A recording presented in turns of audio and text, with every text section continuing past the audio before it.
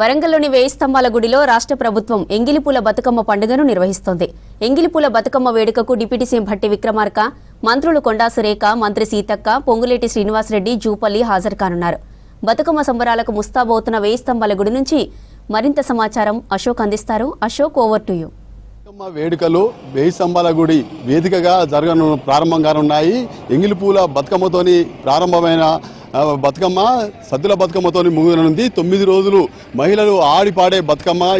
ఈ బతుకమ్మ సంబరాలు అంబరాన్ని అంటే విధంగా ప్రభుత్వం ప్రతిష్టాత్మకంగా వేయి స్తంభాల గుడి వేదికగా అన్ని ఏర్పాట్లు చేసింది. ఇక్కడికి ఈ వేడుకలను సాయంత్రం మంత్రులు డిప్యూటీ సీఎం భట్టి విక్రమార్కతో పాటు పొంగులేటి శ్రీనివాసరెడ్డి, సీతక్క, కొండా సురేఖతో పాటు జూపల్లి కృష్ణారావు కూడా ఈ వేదికలను ప్రారంభించనున్నారు. ఈ ప్రారంభించడానికి చూడొచ్చు మనం వేయి స్తంభాల గుడి వేదికగా పెద్ద ఎత్తున ఏర్పాట్లు చేస్తున్నారు.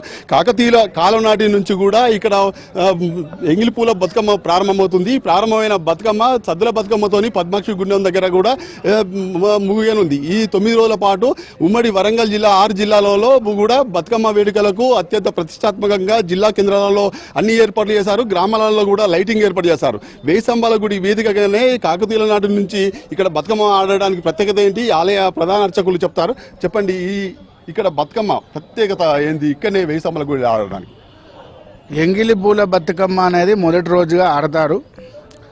అలాగే ముందుగా పిత్రమావాస్య రోజు ఇది ఆడడం అనేది ఆనవాయితీగా వస్తున్నటువంటిది.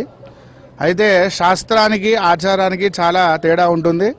ఇది ఆచారానికి సంబంధించినటువంటిది బతుకమ్మ పండుగ. ఎంతోమంది అమరవీరుడయి బతుకమ్మతో సాయుధ పోరాటం చేసి తెలంగాణ రాష్ట్ర సాధ్యమైన తర్వాత ఈ బతుకమ్మను తెలంగాణ రాష్ట్రానికి ప్రత్యేకమైనటువంటి ఖ్యాతిని తెచ్చింది. దానికి అనుకూలంగానే మనకు కాకతీయులు ఉన్నప్పటి నుంచి కూడా ఇది వాస్తవానికి కూడా అటు శాస్త్రపరంగా చూస్తే పుష్పగౌరీ వ్రతము అంటారు. ప్రతిరోజు కూడా 21 పుష్పాలతోని అమ్మవారిని చేసి అందులో గౌరవాన్ని పెట్టుకొని పూజించడం అనేది ఇది ఆనవాయితీగా వస్తున్నది. దాని గ్రామీణ ప్రాంతం నుంచి కూడా బతుకమ్మగా పేరుగా మార్చి బతుకమ్మగా పిలుస్తున్నారు.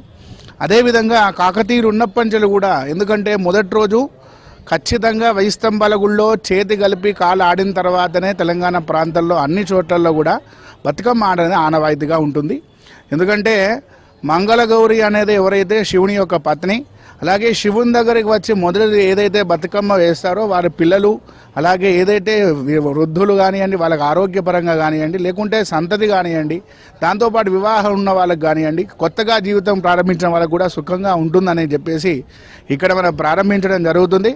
దానికి అనుకూలంగానే ప్రతి సంవత్సరం తెలంగాణ రాష్ట్ర ప్రభుత్వం చేస్తుంది. కానీ ఈసారి అట్టహాసంగా, ఎందుకంటే ప్రాచీనమైనటువంటి దేవాలయానికి ప్రాధాన్యత ఉన్నది, దాంతోపాటు బతుకమ్మకి ఎంతో ప్రాధాన్యత ఉన్నది. ఈ రెండింటికి ముడిపట్టి మన ప్రాచీనమైనటువంటి వేయి స్తంభాల దేవాలయంలో ప్రారంభించడం అనేది చాలా సంతోషదాయకం. ఎందుకంటే గుడి మనదైతేనే ఆచారం మనదవుతుంది. ఎందుకంటే ఆచార వ్యవహారం మొదలయ్యేదే కేవలం దేవాలయం ద్వారా. కాబట్టి వాళ్ళు ఎంచుకునే మార్గం అనేది చాలా సుగమంగా జరుగుతున్నది, చాలా సంతోషదాయకం. అలాగే దానికి తగ్గట్టుగానే స్థానిక పశ్చిమ ఎమ్మెల్యే నాయన్ రాజేందర్ రెడ్డి గారు ప్రత్యేకమైనటువంటి చొరవ తీసుకొని ప్రతి క్షణం కూడా కలెక్టర్ గారితో కానివ్వండి, జిల్లా యంత్రాంగంతో కూడా సమీక్ష నిర్వహించి పెద్ద ఎత్తున ఏర్పాట్లను చేయడం జరుగుతున్నది. విద్యుత్ అలంకరణ అనుకోండి, స్టేజ్ అనుకోండి, వచ్చినటువంటి భక్తులకు ఎటువంటి ఇబ్బంది కాకుండా మంచినీరు అనుకోండి, లేకుంటే ఏదైనా కానీ వాళ్ళకి ఏమైనా అపాయం వచ్చినా కానీ పోలీస్ సిబ్బంది కానివ్వండి, వైద్య రంగం కానీ అందరినీ కూడా ఏర్పాటు చేయడం జరిగింది.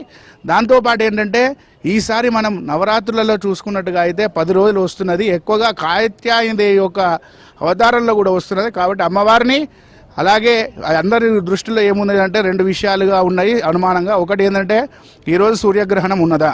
ఖచ్చితంగా లేదు, మన భారతదేశంలో కనపడదు ఒకటి. రెండో విషయం ఏంటంటే అమ్మవారిని బతుకమ్మని 7 రోజులు ఆడతారా, 5 రోజులు ఆడతారా, 8 రోజులు ఆడతారా, 9 రోజులు ఆడతారా అనేది ఎక్కడ లేదు. అది ప్రాంతం యొక్క ఆచారం. మన వేములవాడ క్షేత్రంలో చూసుకుంటే 7 రోజులే వరకే చేసేటటువంటి ఆచారం ఉన్నది. అట్లాగే ఈసారి ఏంటంటే 29వ తారీఖే సద్దుల బతుకమ్మ ఆడాలి. అయితే దుర్గాష్టమికి సద్దుల బతుకమ్మకి సంబంధం అంటే ఎక్కడా కూడా లేదు. దాన్ని అందరూ కూడా గమనించుకొని చేసుకోండి. కేవలం ఇది అమ్మవారి యొక్క పండుగ. అందరూ మహిళ అధిక సంఖ్యలో పాల్గొనాలి, పెద్ద ఎత్తున చేయాలి. ఎందుకంటే రాష్ట్ర ప్రభుత్వం దీన్ని ప్రతిష్టాత్మకంగా చేస్తున్నది ఎందుకంటే మన మహిళల గురించి ఈరోజు ఉచిత బస్సు అనుకోండి, ఇటువంటి ఎన్నో కార్యక్రమాలు ప్రతిష్టాత్మకంగా చేస్తుంది. కాబట్టి ఇటువంటి బతుకమ్మ పండుగకి మీరు వచ్చి ఫస్ట్ మనం గుర్తుపెట్టుకోవాల్సిందంటే మన తాతలు ముత్తాతల దగ్గర నుంచి వచ్చినటువంటి ఈ పండుగని మనం ఎట్లా ఆడాము, మన తల్లులు ఎట్లా ఆడారో దాన్ని మనం గుర్తుపెట్టుకోవాలి. చెప్పులు విప్పి సాంప్రదాయ దుస్తుల్లో వచ్చి కోలాటాలు కాకుండా చేతులు చప్పట్లు కొట్టేసి నోటితో పాట పాడుతూ ఆడాలని కోరుకుంటున్నాం. పరిస్థితి మొత్తానికి అధికార యంత్రాంగం కూడా అన్ని ఏర్పాట్లు చేసింది. ఇప్పటికే జిల్లా యంత్రాంగం కూడా అన్ని ఏర్పాట్లు చేయడంలో నిమగ్నమైంది. పూర్తిగా సాయంత్రం 5 గంటలకు ఈ ఉత్సవాలను వేడుకలను ప్రారంభించిన తర్వాత సాయంత్రం రాత్రి 9 గంటల వరకు కూడా ఈ వేడుకలు కొనసాగుతాయి. ఇందుకు ఎలాంటి అవాంఛనీయ సంఘటనలు జరగకుండా కూడా పోలీసు బందోబస్తు నిర్వహించింది. అధికార యంత్రాంగం అన్ని ఏర్పాట్లు చేయడంలో నిమగ్నమైంది. వీడియో జర్నలిస్ట్ రాజుతో అశోక్ విస్క్ న్యూస్, వరంగల్.